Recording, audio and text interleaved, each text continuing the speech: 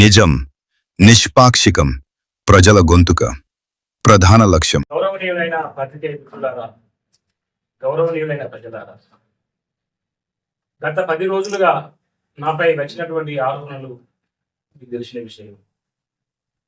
ఈ విషయంపై కరీంనగర్లోనే press meet పెడదామని అనుకున్నాం. కానీ అక్కడ మనకు అవగాహన కాదు. మనం పుట్టింది ఇక్కడ, మనం పెరిగింది ఇక్కడ, మన ఉద్యమాలు ఇక్కడ, మన పరిచయం ఇక్కడ, మన పాఠశాల ఇక్కడ, అన్నీ ఇక్కడే. కాబట్టి మాకు అవకాశం ఇచ్చినటువంటి ప్రజలు కూడా ఇక్కడే. కాబట్టి ఈ ప్రజలకే పుట్టిన ప్రాంతం తల్లితో సమానం. ఆ తల్లికి నిజమేదో అబద్ధమేదో చెప్పాలి. కాబట్టి నేను ఇక్కడికి రావడం జరిగింది. నేను ప్రస్తుతం కండిషన్ బెయిల్ మీద ఉన్నాను. ఎక్కువగా మాట్లాడలేకపోతున్నాను. కొన్ని విషయాల మధ్య నేను చెప్పిపోతాను. ప్రజలు ఏం చెప్పినా నమ్ముతారని ప్రజలను నాయకులుగా భావించుకొని నాపై లేనిపోని ఆరోపణలు జరిగింది. నేను ఎక్కడనో పుట్టి ఇక్కడికి వచ్చిన వాడిని కాదు. ఇక్కడనే పుట్టి, ఇక్కడనే పెరిగి, ఇక్కడనే చదువుకొని, ఇక్కడనే స్నేహం ఉన్నది, ఇక్కడనే నేను చేసిన బహుజన ఉద్యమం ఉన్నది. ఇక్కడే నా ప్రజలు నాకు, మా కుటుంబానికి జెడ్పీటీసీగా అవకాశం ఇస్తే, ఆ జెడ్పీటీసీ అవకాశాన్ని 5 సంవత్సరాలు ఏ విధంగా ఉన్నామో ప్రజలందరూ చూశారు. వాళ్ళు అర్థం చేసుకుంటారు. పుట్టి పెరిగిన మనిషికి నాయకుడిగా ఎదిగితే ప్రజలు ఒక అభిప్రాయానికి వచ్చి ఉంటారు అతని మీద. ఎవరో చెప్తే నమ్మడానికి ఉండదు. కాబట్టి మాకు పరిచయం ఉన్నటువంటి ప్రజలు, నేను పరిచయం ఉన్నటువంటి ప్రజలు మాపై ఆరోపణలు చేసినంత మాత్రాన ప్రజలు నమ్మరనే విశ్వాసం, నమ్మకం వాళ్ళపై మాకు ఉన్నది. మేము ప్రభుత్వంలో ఉండి 5 సంవత్సరాలు ఉన్నప్పుడు ప్రభుత్వం మా నాయకుల ద్వారా కానివ్వండి, ప్రభుత్వ పథకాల ద్వారా కానివ్వండి, ఏమైనా డబ్బులకు ఆశపడి పథకాలు ఇప్పిస్తానని, నాయకుల ద్వారా పనిచేపిస్తానని డబ్బులు తీసుకున్న, కాంట్రాక్టర్లను హింసించిన, మరే ఇతర కారణాల వల్ల దౌర్జన్యం చేసే డబ్బులు నేను తీసుకుంటే ఇదే మంత్రి చౌసా రండి 10 రేట్లు కట్టిస్తాను. నా మీద డబ్బు ఆరోపణలు చేశారు.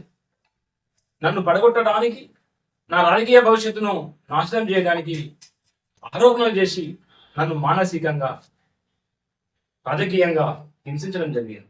మేము కనుక డబ్బుకే కనుక ఆశ పెడితే, డబ్బే మేము ప్రధానంగా నడిపితే, డబ్బు మీదనే మా జీవితాలు కొనసాగితే, మేము జెడ్పీటీసీగా చివరి సమయంలో ఉన్నప్పుడు పార్టీలు మారితే లక్షలాది రూపాయలు ఇస్తాం రండి అని అవకాశాలు వచ్చినప్పుడు కూడా ఆ డబ్బును మేము కాదనుకొని పట్టుకున్న జెండాను, నన్ను నిలబెట్టిన జెండాను, నాకు అవకాశం ఇచ్చిన నాయకుడిని పట్టుకొని విధేయతతో ఉన్నాను తప్ప ఈనాడు కూడా డబ్బు దొరికిపోలేదు. డబ్బు వెనుక మేము పరిగించలే. మా గెలుపుకు కారణమైనటువంటి జెండాను, నాయకునికి విధేయులుగా మా గౌరవాన్ని మేము కాపాడుకున్నాం. ఈ విషయం కూడా ప్రజానీకానికి అందరికీ తెలుసు. మాకు లక్షలాది రూపాయలు వచ్చే క్రమంలో డబ్బులం కాదని జెండాను, నాయకుడిని కాపాడుకునే క్రమంలో మేము ఏనాడు కూడా మా నాయకుడిని నాకు డబ్బు కావాలని చేతిలో పడకలే. మా ఆకలిని మేము అది పట్టుకున్నాం, మా గౌరవాన్ని మేము కాపాడుకున్నాం, నిజాయితీగా ఉన్నాం తప్ప ఎప్పుడు కూడా అవినీతికి పాల్పడి అన్యాయం చేసి అక్రమ మార్గంలో డబ్బులు కొనే ప్రయత్నం ఏనాడు చేయలేదనే విషయాన్ని మేము అనుకుంటున్నాం. ఈ విధంగా నిజాయితీగా, నిబద్ధతతో ప్రజల ఆశీర్వాదం పొందుతున్నటువంటి ఈ సమయంలో మా ఎదుగుదలను ఓర్వలేక నాపై రాజకీయ కుట్ర పన్ని లక్షల రూపాయలు తీశాడని నేరారోపణ చేసి కుటుంబంలో, కులంలో, ఉండకాడ, సమాజంలో ఆర్థికంగా, మానసికంగా, రాజకీయంగా మమ్మల్ని దెబ్బతీసడానికి అవమానాల పాలు చేయడం జరిగింది. అవమానాలు మాకు కొత్తేం కాదు. ఈ దేశంలో ఇక్కడ మేము అనాథలుగా బతుకుతున్నాం. అనాథకు అవమానం కొత్త కాదు. మమ్మల్ని అవమానాలు పాలు చేయడానికి వాళ్ళు ఏదైనా లబ్ధి పొందితే ఆ లబ్ధి పొందేటువంటి మిత్రుల కోసం ఎన్నిసార్లైనా అవమానాలు సిద్ధంగా ఉన్నాం.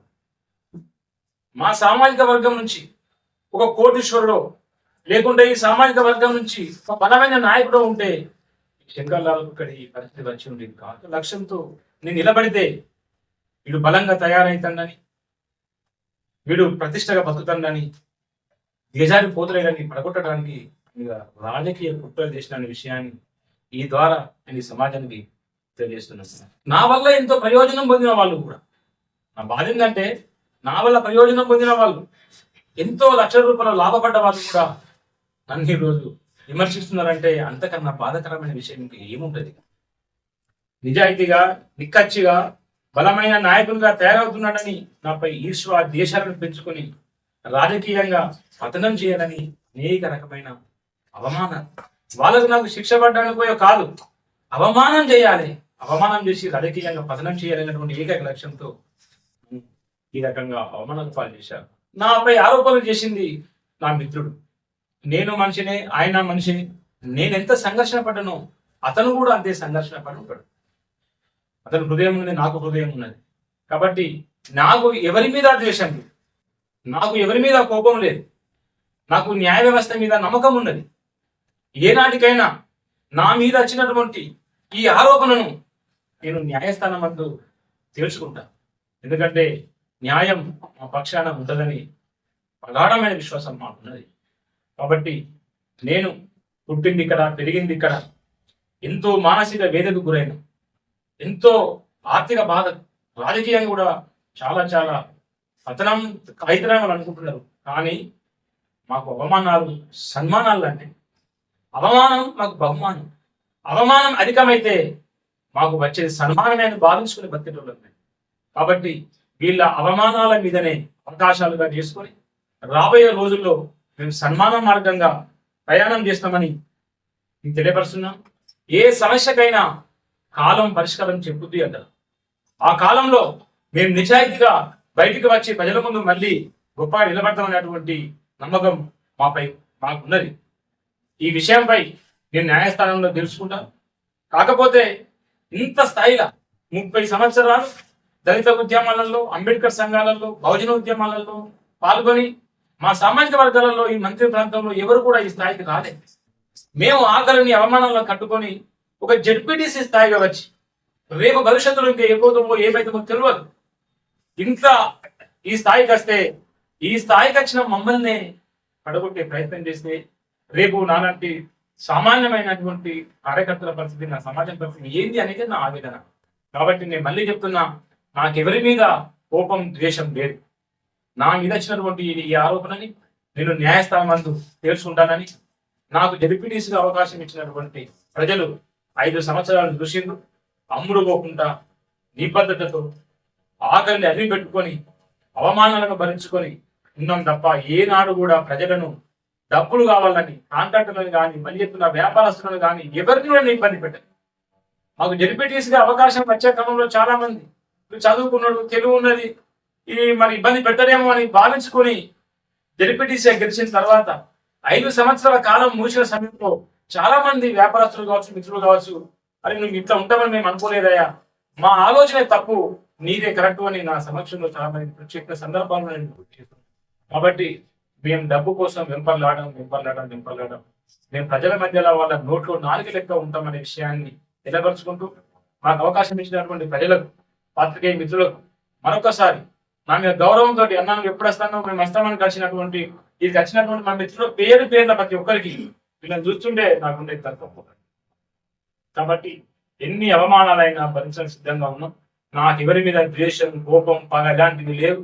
నేను ఈ విషయాన్ని న్యాయస్థానంలో తెలుసుకుంటానని మీ అందరి ముందు సరైనగా కోరుకుంటున్నాను. అందరికీ ధన్యవాదాలు.